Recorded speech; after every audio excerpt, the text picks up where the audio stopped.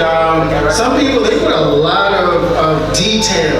They want us to know that, I'm not here for nothing. I'm here for a real reason. So we have Miss Toyosi Egunjobi. And she is with Encryptus, a leading blockchain technology company that provides secure and innovative solutions for various industries. She is the compliance manager there, and she also has over 11 years of experience in law and compliance. She's skilled in ensuring organizational compliance with regulatory policies and so much more. So again, I would like to invite Thank you. And please, guys, I'm just gonna say this now.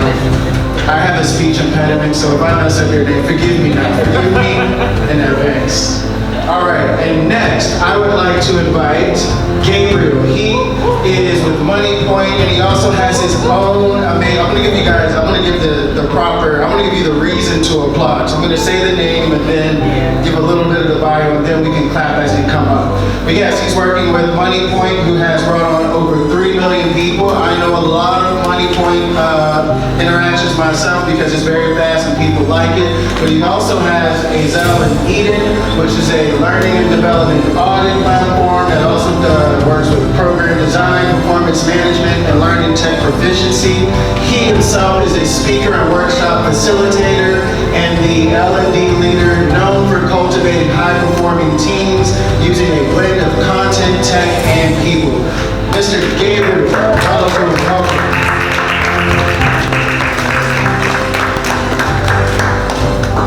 Next, we have Ms. Sheoun, who is representing Branch International. They are one of the world's leading personal finance apps that's providing access to instant loans with no physical documentation. Very, very convenient. She is a human resources professional with over 13 years. 13 years of exposure, delivering value in diverse service sector verticals, and she's also a culture champion who is intentional about getting the best out of people. I would like to invite Ms. Sheoun Akbede Olafusi.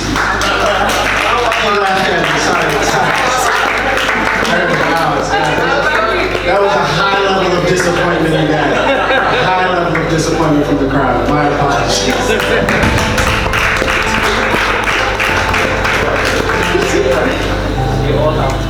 I don't even know if I can go. Okay, I got this one. All right. So next we have Ms. Yewande Adewusi from Alethea Capital. Alethea's Capital is an impact investing firm focused on channeling capital into businesses that enhance access to essential goods and services. All right. She's also a visionary strategist, dynamic leader, and she serves as the Chief Operating Officer and Operating Principal at Alethea Capital. Now, again, just because I enjoyed the experience, I want to invite Ms. Yewande Adewusi. All right.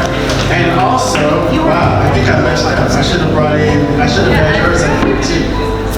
All right, so we have our amazing moderator. She is the COO of Semicolon, but she's also the former CEO at Athena, a nonprofit organization focused on financial inclusion and a lot of other amazing things. She's also used to work with IBM and do so many other great things. I want to invite, as our amazing moderator, Ashley Manuel. Thanks, Trevor. All right, thank you. And I think we can, and thanks for giving slides. I think we can switch them off now so we don't have it like shining. It's one of my pet peeves for the panels. And I know for the panel we'll also record the discussion so we get a lot of value out of it. So this will help our aesthetics. And then, Tosin, if you want to switch on the lights, or you can do what you want. So thanks everybody for being here, all friends, and some of whom we've also called to speak in the past, and the reward for good work is more good work, so I'm sure we'll call you again. But anyway, it's a pleasure being here. So, like we said, we wanted to keep this really interactive. I recognize that really all of us have insights and experience we can bring to bear, but we thought we could bring some people from a few different professional backgrounds to start to just get a little bit of your experience into the room and practicalize this topic around building a culture of excellence. So to open, we talked about strengths, right? Succeeding with our strengths, working. So I want to use that as an icebreaker. So I want you to just share one strength and also one thing you do at work that brings you joy. And it can be big or it can be small. So we'll just go down the row and share. Thank you. All right, thank you, Ashley. Hi, everybody. So I think one strength for me is I would say that I work well under pressure. So when I'm under pressure, you never know. I'm very composed, and then one thing that I do at work, one thing I enjoy doing at work. Something that brings you joy. Oh, that brings me joy. Well, I have so many things. I think when I accomplish a task, so I consider myself to be a problem solver, and the way I was trained is look for all the possible solutions before you consider it to be a problem that can be solved. And so when I solve a problem or I accomplish a task, it makes me very happy. I'm like, yes, so like I find it wins in the things that I do every day. So yeah, that's me. Hi everyone. Strength would be adaptive communication. So in my role, I have to interact with different people across different functions, different levels within the business. Also personally, like I'm born, I have a teenager, I have a younger son. So being able to communicate with people across, just different levels in different ways. So adaptive communication would be one strength that I have. Something I enjoy, it's very similar to what she said. I enjoy problem solving because it gives me instant gratification. There's a lot of things we do and you have to wait 5 months down the line before you know that it has worked. But when I solve a problem, it gives me instant gratification and it's just a very warm feeling. Hi everyone. What's the first thing? Strength. One Sorry. Yeah. One strength. Well, my superpower is I'm a fixer. So it's like I come into a situation and I can see the end at the beginning. So just being able to have that insight into businesses and come in and be calm about it, because you could sometimes think, oh my God, this shit's hit the ground here. But that is my strength, being a bit of a fixer for businesses and companies I've worked in. What gives me joy? I think that is the thing, right? When you fix them. And then I'll be bored, by the way. So that, like everybody else, is when you completed the task and seeing that it's gonna be sustainable and there's growth thereafter. That's definitely what brings me joy. And also just connecting with people in the office. I'm a people person, so I added that extra one. Yeah.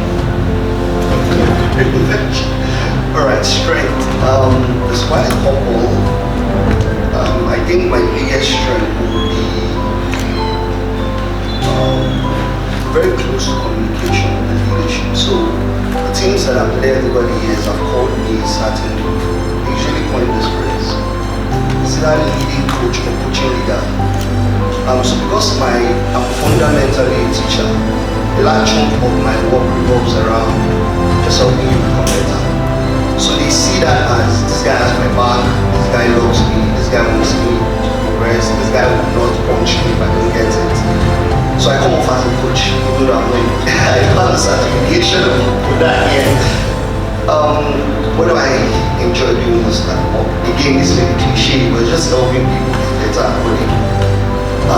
And then because that's my purpose, to serve as a guiding light, whose light enlightens other people so they can see clearly to work and really good.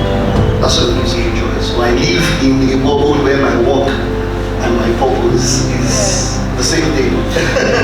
Yeah, I saw you said yes to 11 out of 12 of those questions, Yeah. right? And I'm very happy for you. Thank you.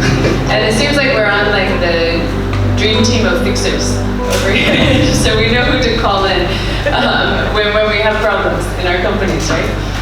Awesome. So A lot of these questions I'll just sort of leave open to anybody. And this first one I want to open to whoever wants to share it. And that's really just a story about a time you drove cultural change in an organization for anybody. And it could be your own, or if you've done it with a portfolio company, or as a consultant. But I would love to hear a few stories about driving cultural change. This is my clean start. So I worked in a fully remote company. And when it's fully remote, we don't go to the office. Yeah, and we have the staff strength of about 2,000 people working remotely, and everyone's getting shit done. Forgive my French. I think one culture, like I want to go big, I'll just use my team. So because it's fully remote, the primary rule is that when you come on the video call, you're supposed to turn on your video. Nigerians don't like to turn on their video for a couple of reasons. Background is not fine, I'm not wrong with makeup, that sort of thing. So one of the things I've done in my team is that we don't start the call until the video is turned on. And when they did the recent team spotlights, it was one of the things that they identified my department as, apart from the fact that everybody gets supports us now. That was the standard that this is the only thing that if you join a call, every single person's video is turned on. And that's a big change for us as an organization. So that's something small.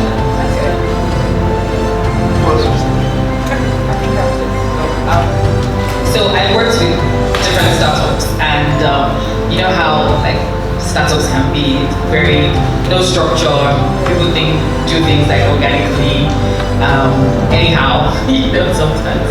And so across like different companies or different places that I've worked, just sort of help with structure, documentation, communication. So if you have a conversation with someone, go back and send an email and say, this is what we've discussed, confirm and all of that stuff, because somewhere along the line someone says, no, we didn't discuss that. When? It wasn't me, I didn't say that. But if it's documented, they can't deny it. Something else I would say is collaboration. I'm very big on collaboration and teamwork. So I found that some people find joy in like doing their own work and it's just me, let me take all the glory and stuff. And so when we're giving feedback, I give feedback as a team. Usually I give individual feedback and I say, okay, your team as well. And even if I'm part of that, I don't insert myself into it. I let the other team members just take all the glory and all. Just encourage people to work together. Don't work in isolation. Build your team. Be comfortable with working with people outside of your team. Ensuring that you can identify your own job role and how your job role links to another person's job role. And realize that we're all a team. So even if we're fighting, the company is the one that is going to suffer. So nobody's against themselves, and just be comfortable with working together, collaboration, teamwork, and stuff like that. So that's.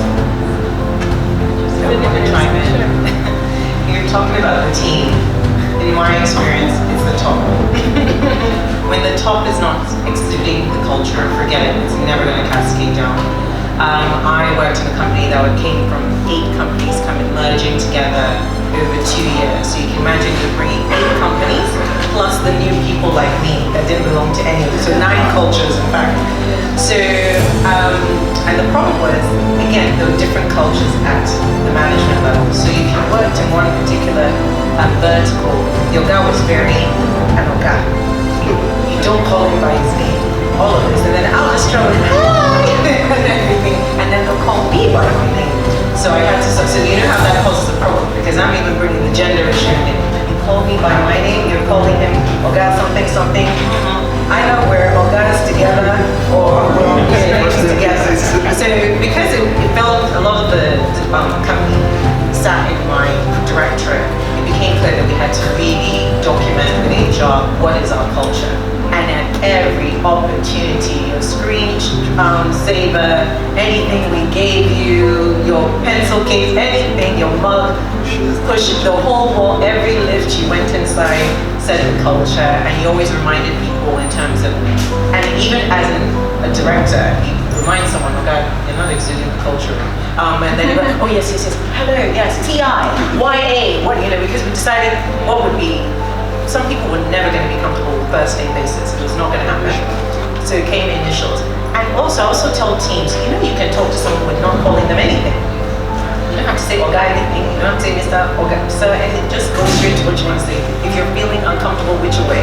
But I just think without the top sitting down to align, to say we are all going to exude this culture every single time, no matter how much it's irritating us in our core, personal, whatever, once we enter this building, this is how we're behaving. And then when the team started to see that we were committing to what we were saying, then the culture started permeating through. But if the top are doing rubbish, forget it. It's not going to happen on the team.